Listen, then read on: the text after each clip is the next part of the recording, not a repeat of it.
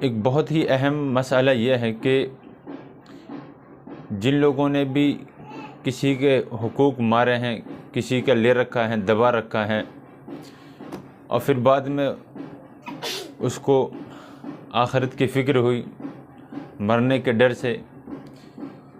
اس نے توبہ کر لی اللہ تعالیٰ سے اور وہ صحیح راستے پر آ گیا،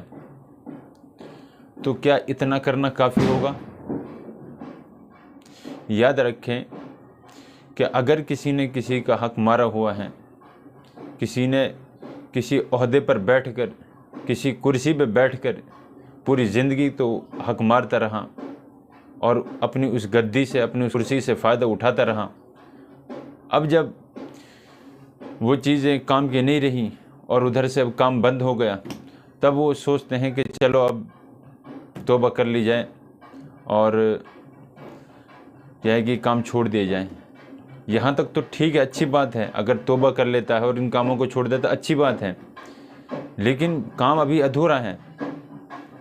چونکہ جن لوگوں کو اس نے ڈنڈیاں ماری ہیں، جن لوگوں کے حقوق اس نے پامال کیے ہیں،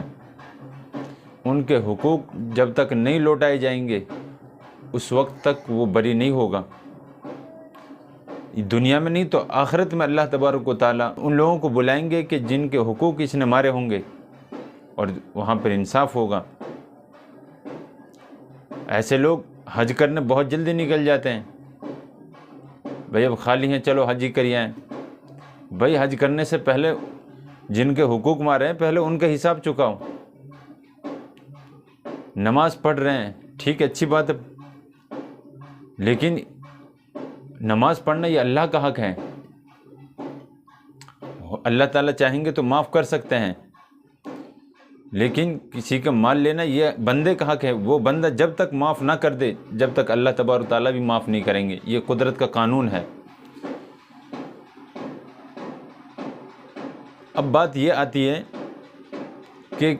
معلوم ہی نہیں کہ جس کا حق اس نے لے رکھا ہے، معلوم ہی نہیں وہ کہاں ہے، اس کے گھر والے کون ہیں، کچھ نہیں پتہ۔ تو اس صورت میں اگر معلوم ہے تو پھر تو اس کو پہنچانا ہی پڑے گا، وہ نہیں تو اس کے گھر والوں کو پہنچانا پڑے گا، لیکن اگر نہیں معلوم ہے تو پھر یہ ہے کہ اس کے نام سے صدقہ کر دیں اور اللہ تعالیٰ سے دعا کرے کہ میں اس شخص کے جن کے بھی حقوق میرے پاس میں ہیں اور مجھے اس کا علم نہیں ہے، لوٹانا میرے لیے ممکن نہیں ہے کہ میں کس کو لوٹاؤں، اللہ میں نے جتنا لیا ہے میں اب ان کے لیے ایصال ثواب کرتا ہوں، ان کے نام سے صدقہ کرتا ہوں، تو امید ہے کہ اللہ تبارک و تعالیٰ اس طریقے سے اس کی توبہ کو قبول کر لیں گے اور وہ آخرت میں چھٹکارا پا سکتا ہے۔ ورنہ ایسا نہیں کہ پوری زندگی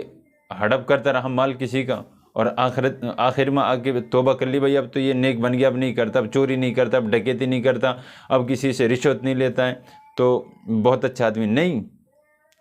پہلے لوٹانے پڑیں گے ان کے حقوق، تب جا کے کہہ سکتے ہیں کہ یہ بری ذمہ ہو چکا ہے،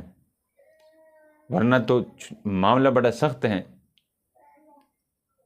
وَلَدَيْنَا كِتَابٌ يَنطِقُ بِالْحَقِّ وَهُمْ لَا يُظْلَمُونَ۔ اللہ تعالیٰ فرماتے ہیں کہ ہمارے پاس پورا ریکارڈ ہے،